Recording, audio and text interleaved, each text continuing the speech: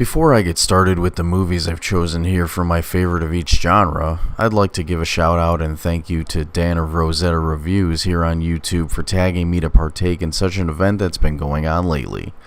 I do appreciate the plug, and I will put the link to his channel in the description below, as well as some people that I would like to tag to do a video for this challenge. The links for these guys' channels will be there too, and I'm going to be tagging Ben of 80s Horror Central, Chris of Gcap Recap, Vampire Mike of Sega CD Universe, and Nick of Nicktwolf Discusses to pick their favorites of each genre and to keep this ball of blood rolling. Alright, here we go.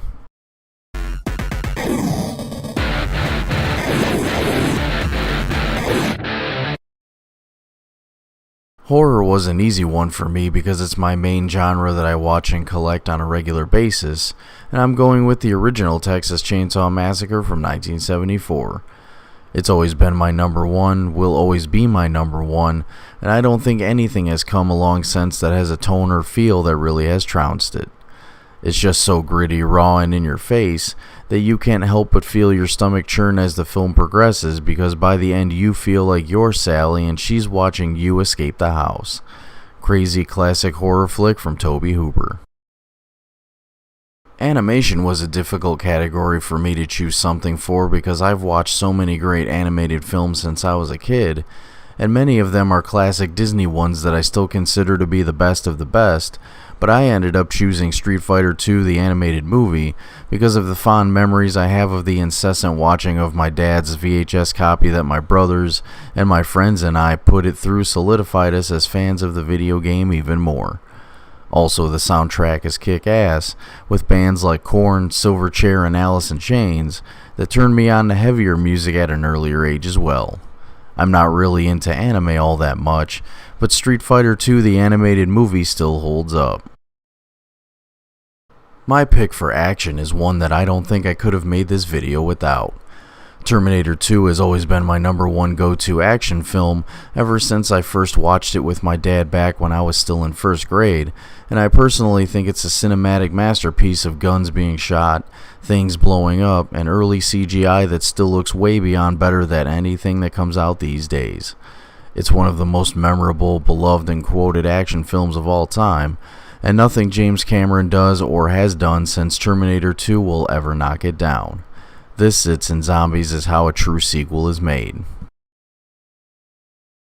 The comedy genre was another tough one for me because there are so many great, funny movies that have made me lose a lung either on the couch or rolling across my living room floor, but I chose one that I've been laughing at since my teenage years, and that's Mel Brooks's Young Frankenstein. He absolutely nailed the timing, cinematography, jokes, characters, cast. Everything about Young Frankenstein makes it a top-tier parody movie about Mary Shelley's outcast monster, and there is no good reason for this not to be shown and shared by everyone who loves horror, comedy, and a well-written parody. If you haven't noticed by now, pretty much all of my picks have been steeped in some sort of nostalgia, and my pick for the sci-fi category is no different. Aliens took the slow burn and uneasy feeling of isolation and depression from the first movie, cranked it as high as it could go, injected it with a solid cast, a faster pace, more guns, more xenomorphs, and even better special effects to mold probably one of the greatest sci-fi sequels, let alone a standalone film ever made. Ripley returns to the wreckage of the first movie with a crew of Marines that don't believe her until it's too late, and has to take on the Queen woman to woman to end this thing once and for all. The Western genre isn't one that I'm well versed in, but I've seen my fair share to know that my favorite in this category has always been, and probably always will be, Tombstone from 1993. Say what you will about the frozen pizza that you can find at the grocery store, Tombstone has a fantastic cast with high-grade acting, great cinematography, awesome gunplay, and solidly written dialogue that even not being into these kind of flicks still lends itself to multiple views regardless of taste. Just remember, even though Doc Holliday has tuberculosis, he'll still be your Huckleberry. I've seen pretty much all of the Spider-Man movies, X-Men movies, and am a big fan of all the Iron Man films, But there is one comic book movie that will never be toppled from being my number one favorite, and that's Tim Burton's Batman from 1989. There is no way you could go wrong with having Michael Keaton cast as the Dark Knight himself, juxtaposed with Jack Nicholson as the Joker, and not have a winning piece on your hands. Burton's sense of gothic art and imagery lent itself perfectly to the overall look and feel of Gotham City for this picture, and it deserves all the praise and hype that it still garners some 32 years later. Danny Elfman's score and Prince's soundtrack add another layer of fun and iconic genius to the overall package here, and is one of the few OSTs on both accounts I've actually listened to over and over again. If you're my age and still have never experienced this comic book to film adaptation masterpiece, what the hell have you been waiting for this whole time? It's time to broaden your minds. Director Guillermo del Toro is kind of like Quentin Tarantino in the way that he doesn't make new films that often, but when he does, everyone is salivating to see it.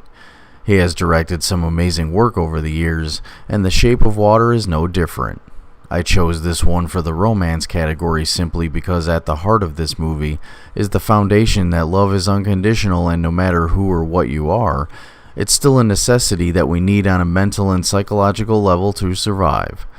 Sally Hawkins plays a very lonely and quiet janitor in some secret research facility during the 60s, with which she falls in love with a creature that is constantly being tested and tortured, and wants to do anything she can to help it break free and live its life outside of captivity. The Shape of Water has a strong cast and a strong ending, and if you're wanting to see an award-winning 2-hour-long film about love conquering all, this is the Del Toro flick to watch. My original pick for the adventure category was going to be Indiana Jones and the Temple of Doom, but that just felt too easy. I wanted to dig a little deeper and found myself putting the original Conan the Barbarian above and beyond Indy and his temple pilfering. Conan is mostly a fantasy and sword and sorcery movie, but the quest he goes on to avenge his family is truly an adventure that only he himself would be able to tackle. Cult leader Thulsa Doom is played by James Earl Jones, whom when Conan was a child, kills his parents before him and molds the path on which he takes to take them down.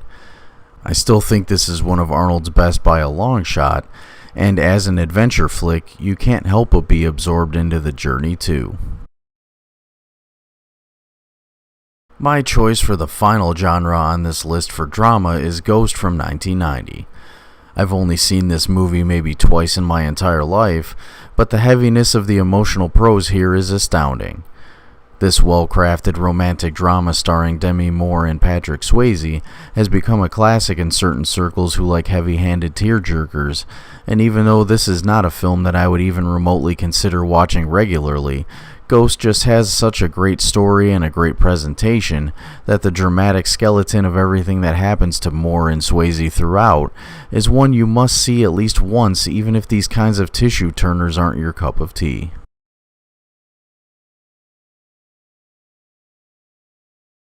Well, Zits and Zombies, these are my picks for my number one favorites for each movie genre out there. I hope you enjoyed watching and listening to me ramble on about these movies, and if there's something here that you haven't seen, find them and give them a spin. I don't think you'll regret anything I've chosen. Also, on screen are the links to my blog and Instagram and all of that crap too, and I'm also finishing putting together my merch store soon through Spreadshirt, so if any of you inspirational undead would like to buy a mug or a shirt or whatever to support the show, I would love you to. Keep the flesh rotting and the popcorn popping, and I'll see you soon.